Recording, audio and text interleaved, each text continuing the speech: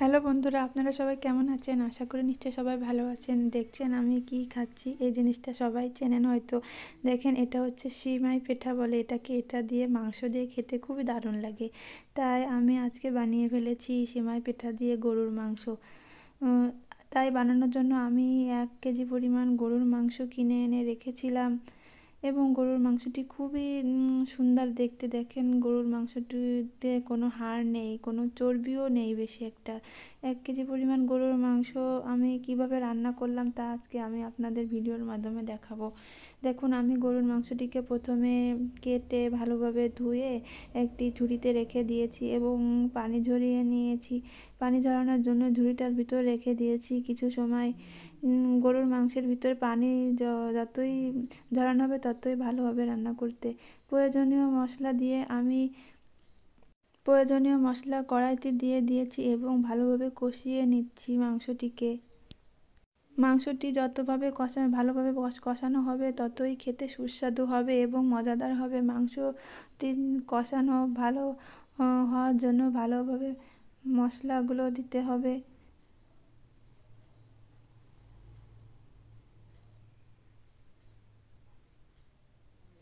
এইভাবে আধা ঘন্টায় মশলাটি ভালোভাবে কষাতে হবে। এইভাবে কষায় নেওয়ার পরে তারপরে ঝোলের পানি দিয়ে দিতে হবে। উম, তখনই মশলাটির স্বাদ চলে আসবে না এবং খেতেও ভালো লাগে না। এই জন্যই মাংসটি ভালোভাবে কষিয়ে নিচ্ছি আমি। মাংসটিতে আমি প্রয়োজনীয় মশলা দিয়েছি এবং অনেকক্ষণ মাংসটিকে মাখিয়ে রেখেছিলাম যাতে মাংসটি খেতে খুবই সুস্বাদু লাগে।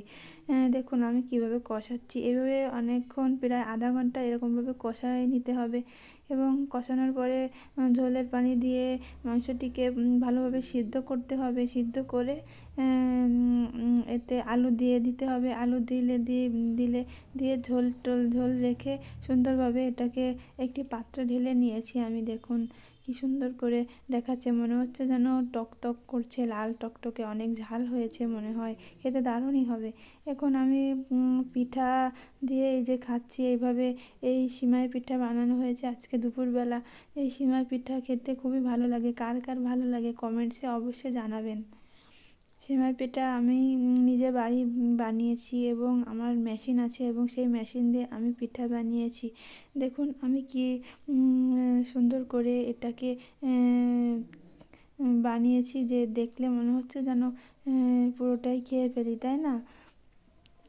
এইভাবে আপনারা নিজেরা বাড়ি বসে ট্রাই করতে পারেন এবং খেতে পারেন মজাদার রেসিপি সিমাই পিঠা দিয়ে গরুর মাংস।